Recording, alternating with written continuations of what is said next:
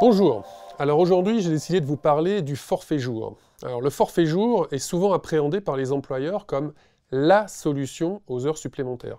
Pourtant ce n'est pas aussi simple.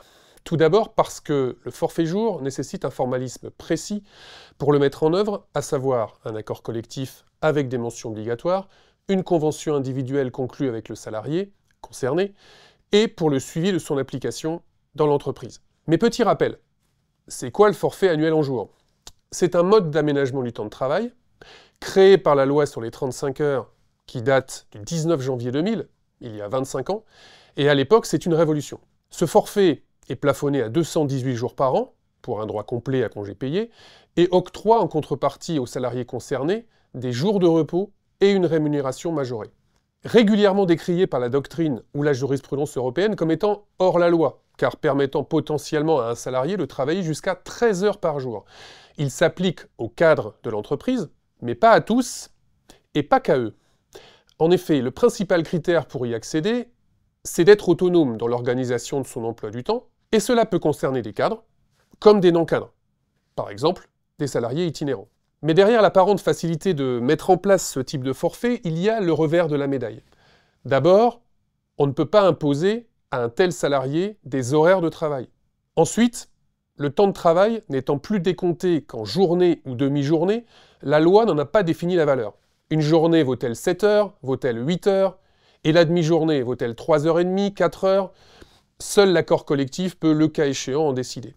Et on n'est alors pas à l'abri d'un salarié dit autonome qui ne travaille pas assez ou au contraire travaille trop, en oubliant de se reposer avec un risque réel de burn-out. C'est pourquoi l'autonomie accordée et acceptée par le salarié va supposer pour l'employeur à la fois de lui accorder sa confiance, mais aussi de mettre en œuvre un suivi de son activité et de sa charge de travail.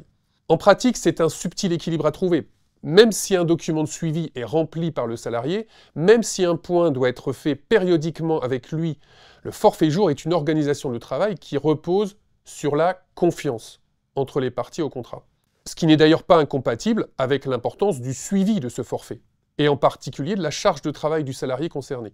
Non seulement parce que c'est une obligation légale, ce suivi, source d'un abondant contentieux d'année en année, mais aussi parce que cela permet de garder un visu sur son activité et éviter les abus.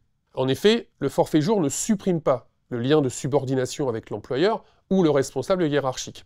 Or, ce suivi n'est souvent pas suffisamment fait et surtout pas formalisé. Les employeurs disent souvent qu'ils se voient régulièrement avec leurs salariés, dits autonomes, que leur bureau est toujours ouvert, mais combien de documents de suivi sont réellement rédigés ou correctement remplis? Sans parler de la communication périodique, le plus souvent sous la forme d'un entretien, au moins une fois par an. D'ailleurs, un arrêt récent rendu le 10 janvier 2024 a condamné un employeur qui avait juste reporté cet entretien à l'année suivante, et malgré le fait qu'il justifiait de contraintes internes importantes. Ce n'est donc pas à prendre à la légère et ne pas oublier de formaliser les 4 thèmes impérativement à aborder lors de cette communication périodique, à savoir la charge de travail du salarié, l'articulation entre son activité professionnelle et sa vie personnelle, l'organisation du travail dans l'entreprise et sa rémunération. Alors, la rémunération, c'est l'élément qu'on a parfois tendance, volontairement ou non, à oublier, mais qui est pourtant impératif. Si je devais résumer mon propos, oui au forfait jour, souvent apprécié par les collaborateurs, libérés du carcan des contraintes horaires pour mieux concilier vie professionnelle et personnelle, et par les employeurs aussi, pour la souplesse donnée à l'organisation du travail permettant ainsi de booster la productivité, mais attention à ne pas le proposer à n'importe qui, à ne pas l'appliquer n'importe comment, car la sanction peut être particulièrement lourde. Je vous remercie.